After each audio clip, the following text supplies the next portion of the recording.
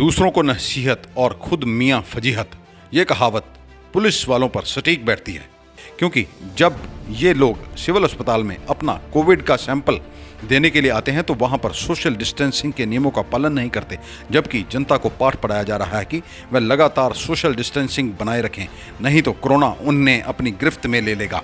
यहाँ पर हर रोज़ 400 से 500 लोग अपना कोरोना का टेस्ट करवाने के लिए आते हैं। यहाँ पर इनके सैंपल लिए जाते हैं और इनके सैंपल लेकर फिर उन्हें आइस बॉक्स में पैक कर सरकारी मेडिकल कॉलेज की लेबॉर्ट्री में भेजा जाता है। सिविल अस्पताल के अधिकारियों और सिविल अस्पताल एम्प्लॉयज़ वेलफेयर एसोसिएशन की ओर से जब ये देखा गया कि यहाँ पर सोशल डिस्टेंसिंग की धज्जियाँ उड़ रही हैं, तो उन्होंने एक नया तरीका खोज निकाला है। अब पुलिस के जो सैंपल सिविल अस्पताल में लिए जाते थे वह कल से वेरका स्थित कम्युनिटी हेल्थ सेंटर में लिए जाएंगे। इसी को लेकर आला पुलिस अधिकारियों की और सिविल सर्जन के बीच बातचीत भी हो गई है।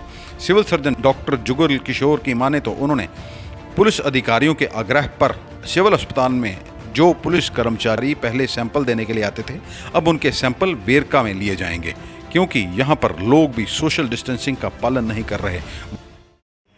सिविल अस्पताल में पुलिस वालों के अब सैंपल टेस्ट नहीं किए जाएंगे, क्या कारण है? हम बात करेंगे civil surgeon doctor Jugal Kishore के साथ कि किन कारणों के कारण पुलिस वालों के अब सैंपल सिविल अस्पताल में नहीं होंगे, कोविड के खासकर।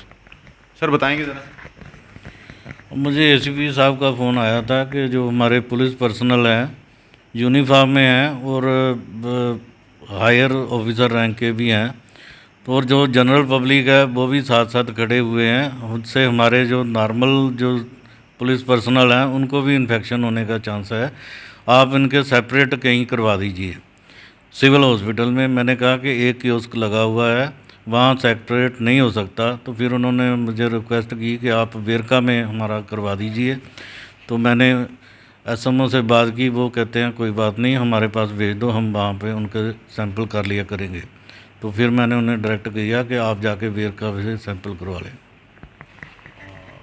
ये डॉक्टर साहब जिन्होंने बताया कि पुलिस वाले भी आम लोगों के साथ ही खड़े होकर अपने सैंपल करवा रहे थे, इसलिए उनकी बेहतरी के लिए ही इन्होंने वेरका सीएचसी में पुलिस के कोविड-19 के सैंपल करवाने की व्यवस्था कर दी है।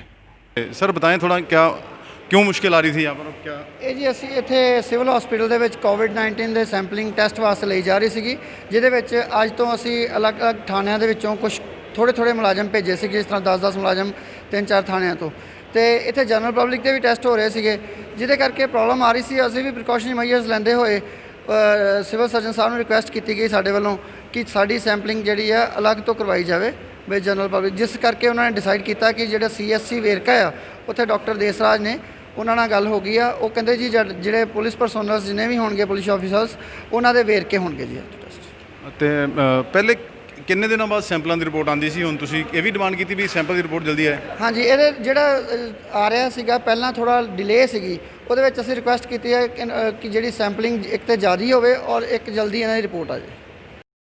ਹੋਰ ਤੁਸੀਂ ਨੀਰਜ ਜੀ ਕੋਈ ਮੈਸੇਜ ਦੇਣਾ ਚਾਹੋ? ਮੈਸੇਜ ਇਹੀ ਹੈ ਜੀ, ਇਸ ਪ੍ਰੀਕਾਸ਼ਨਸ ਲੈਣ ਪਬਲਿਕ, ਜਨਰਲ ਪਬਲਿਕ ਵੀ ਔਰ ਚਾਹੇ ਸਾਡੇ ਪੁਲਿਸ ਮੁਲਾਜ਼ਮ ਵੀ ਆ, ਮਾਸਕ ਪਾਉਣ, ਜੋ ਗਾਈਡਲਾਈਨਸ ਇਸ਼ੂ ਕੀਤੀ ਗਈ ਹੈ, ਆਪਣੇ ਹੱਥ 20 ਸੈਕਿੰਡ ਲਈ ਧੋਣ, ਕਿਸੇ ਵੀ ਸੋਪ ਦੇ ਨਾਲ ਡਿਸਟੈਂਸ ਬਣਾ ਕੇ ਰੱਖਣ, ਤਾਂ ਜੋ ਇਹ ਮਹਾਮਾਰੀ ਨੂੰ ਵਧਣ ਤੋਂ ਫੈਲਣ ਤੋਂ ਰੋਕਿਆ ਜਾ ਸਕੇ। ਅੱਛਾ ਨੀਰਜ ਜੀ, ਤੁਹਾਨੂੰ ਇਹ ਲੱਗਦਾ ਹੈ ਕਿ ਲੋਕ ਆਪਣੀ ਜ਼ਿੰਮੇਵਾਰੀ ਸਮਝ ਨਹੀਂ ਰਹੇ, ਐਵੇਂ ਹੀ ਬਾਜ਼ਾਰਾਂ 'ਚ ਭੀੜ ਬਹੁਤ ਹੋ ਰਹੀ ਹੈ? ਦੇਖੋ, ਕਾਫੀ ਲੋਕ ਤਾਂ ਫੋਲੋ ਕਰਦੇ ਵੀ ਆ, ਪਰ ਜਦੋਂ ਇੱਕਦਮ ਕੁਝ ਖੁੱਲ੍ਹਦਾ ਵਾ ਲੋਕਾਂ ਨੂੰ ਇਹ ਹੋ ਜਾਂਦਾ ਵੀ ਅਸੀਂ ਪਹਿਲਾਂ ਜਾਈਏ। ਜਿਸ ਕਰਕੇ ਰਸ਼ ਸੀਗਾ, ਹੁਣ ਉਹਨਾਂ ਨੂੰ ਅਸੀਂ ਅਨਾਉਂਸਮੈਂਟ ਵੀ ਕਰ ਰਹੇ ਹਾਂ, ਇਕੱਲੇ ਨੂੰ ਜਾ ਕੇ 10 ਵਜੇ ਦੁਕਾਨਾਂ 6 ਵਜੇ ਬੰਦ ਕਰ ਦੇਣ, ਔਰ ਜਿਹੜੇ ਲੋਕ ਨਿਕਲ ਵੀ ਰਹੇ ਉਹਨਾਂ ਨੂੰ ਵੀ ਸਮਝਾਇਆ ਜਾ ਰਿਹਾ ਵਾ, ਚਾਹੇ ਉਹਨਾਂ ਨੂੰ ਸਖਤੀ ਨਾਲ ਕਾਨੂੰਨ ਦੀ ਲੈਂਗੁਏਜ ਦੇ ਵਿੱਚ, ਚਾਹੇ ਉਹਨਾਂ ਖਿਲਾਫ ਲੀਗਲ ਐਕਸ਼ਨ ਲੈ ਕੇ ਜਾਂ ਫਾਈਨ, ਜਿਸ ਤਰ੍ਹਾਂ ਕਿ ਪੰਜਾਬ ਸਰਕਾਰ ਵੱਲੋਂ ਗਾਈਡਲਾਈਨਸ ਹੈ, ਜਿਹਨੇ ਮਾਸਕ ਨਹੀਂ ਪਾਇਆ ਉਹਨੂੰ 500 ਰੁਪਏ ਜੁਰਮਾਨਾ। ਇਸ ਤਰ੍ਹਾਂ ਜਿਹੜਾ ਪਿਆਰ ਨਾਲ ਸਮਝਦਾ ਉਹਨੂੰ ਪਿਆਰ ਨਾਲ ਵਾਰਨ ਕਰ ਦਿੱਤਾ, ਜਿਹੜਾ ਨਹੀਂ ਸਮਝਦਾ ਉਹਨੂੰ ਸਖਤੀ ਨਾਲ ਫਿਰ ਜੋ ਉਹਦਾ ਫਾਈਨ ਬਣਦਾ ਵਾ, ਜੋ ਲੀਗਲ ਐਕਸ਼ਨ ਬਣਦਾ ਉਹ ਵੀ ਲਿਆ ਜਾ ਰਿਹਾ ਜੀ। ਸਰ ਤੁਹਾਡੇ ਇਲਾਕੇ 'ਚ ਵੀ ਕੁਝ ਐਸੇ ਏਰੀਆਜ਼ ਹੈਗੇ ਜਿਹੜੇ ਕੰਟੇਨਮੈਂਟ ਜ਼ੋਨ ਘੋਸ਼ਿਤ ਕੀਤੇ, ਜਿਹੜੇ ਬੰਦ ਕੀਤੇ? ਬਿਲਕੁਲ ਜੀ, ਸਾਡੇ ਵੀ ਕਟਰਾ ਬੱਗੀਆਂ ਜਿੱਥੋਂ ਕੇਸ ਆਉਂਦੇ ਉਹ ਕੰਟੇਨਮੈਂਟ ਜ਼ੋਨਸ ਘੋਸ਼ਿਤ ਕੀਤੇ ਜਾਂਦੇ ਆ, ਤਹਿਸੀਲਪੁਰਾ ਵਾ, ਗਲੀ ਖਰਾਸੀਆਂ ਵਾ, ਇਸ ਤਰ੍ਹਾਂ ਅਲੱਗ-ਅਲੱਗ ਥਾਣੇ ਦੇ ਵਿੱਚ ਜਿਹੜੇ ਕੰਟੇਨਮੈਂਟ ਜ਼ੋਨ ਬਣਾਏ ਆ ਜਿੱਥੇ ਟੋਟਲੀ ਬੰਦ ਕੀਤਾ ਗਿਆ ਸਰ। नहीं, एम्प्लॉयज़ वेलफेयर एसोसिएशन के चेयरमैन राकेश शर्मा की ओर से police commissioner doctor Sukhchain Singh Gill को आग्रह किया गया है कि यहाँ पर सुरक्षा बढ़ाई जाए, क्योंकि यहाँ पर हर रोज़ सैकड़ों लोग कोविड का टेस्ट करवाने के लिए आते हैं और OPD में भी अपना इलाज करवाने के लिए आते हैं। यहाँ पर यदि किसी को कोरोना हो गया तो मुश्किल पड़ जाएगी। हमारे साथ हैं सिविल अस्पताल एम्प्लॉयज़ वेलफेयर एसोसिएशन के चेयरमैन राकेश शर्मा जी, उनसे बात करते हैं कि क्या मुश्किल आ रही है, ये कोरोना को लेकर काफ़ी भीड़ है यहाँ पर और क्या क्या सुधार होने चाहिए। सर नमस्कार जी। ਨਮਸਕਾਰ ਜੀ। ਗੱਲ ਇਹ ਹੈਗੀ ਆ ਜੀ ਵੀ ਸਾਡੇ ਕੋਲ ਜਿਹੜੇ ਨਾ ਫੋਰਸ ਹੈਗੀ ਬਹੁਤ ਘੱਟ, ਸਾਡੇ ਕੋਲ ਪਬਲਿਕ ਬਹੁਤ ਜ਼ਿਆਦਾ ਆ ਰਹੀ ਆ।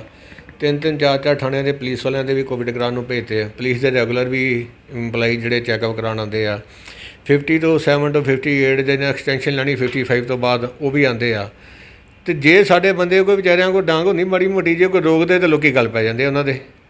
ਅਸੀਂ ਕਈ ਵਾਰੀ ਪੁਲਿਸ ਕਮਿਸ਼ਨਰ ਸਾਹਿਬ ਨੂੰ ਬੇਨਤੀ ਕੀਤੀ, ਲਿਖੀ ਗਾਰ ਦਿਓ, ਗਾਰ ਦੇ ਘਲਾਈ ਆ। ਉਹ ਗਾਰ ਦੀ ਜਿਹੜੀ ਉਹ ਵਿਖਾਵਾ ਹੀ ਆ, ਉਹ ਸਿਰਫ ਉਹ 'ਚ 3-4 ਬੰਦਿਆਂ ਦੀ ਡਿਊਟੀ ਦੀ ਰਹਿੰਦਾ ਇੱਕ ਇੱਥੇ। ਤੇ ਜੇ ਉਹਨੂੰ ਕਹੀਏ ਲੈਣਾ ਬਣਵਾ ਸੋਸ਼ਲ ਡਿਸਟੈਂਸ ਆਉਂਦਾ, ਮੇਰੀ ਡਿਊਟੀ ਹੈ ਨਹੀਂ। ਤੇ ਫਿਰ ਸਾਡੇ ਕੋਲ ਕੋਈ ਮਸਲਾ ਹੀ ਕੋਈ ਨਹੀਂ, ਲੋਕੀ ਤੇ ਫਿਰ ਗੱਲ ਆਪਣੇ ਤੇ ਪਵਾ ਨਹੀਂ ਲੈਣੇ ਅਸੀਂ। ਅੱਜ ਫਿਰ ਅਸੀਂ ਸਿਵਲ ਸਰਜਨ ਸਾਹਿਬ ਦੇ ਧਿਆਨ 'ਚ ਸਾਰੀ ਗੱਲ ਮਸਲਾ ਮੈਂ ਲੈ ਕੇ ਆਇਆ ਵੀ ਪਬਲਿਕ ਵੀ ਪਰੇਸ਼ਾਨ ਹੋ ਰਹੀ ਆ, ਪੁਲਿਸ ਵੀ ਪਰੇਸ਼ਾਨ ਹੋ ਰਹੀ ਆ, ਮੈਡੀਕਲ ਕਰਾਉਣਾ ਤੀ ਇਹਦਾ ਕੋਈ ਮਸਲਾ ਹੱਲ ਕਰੋ।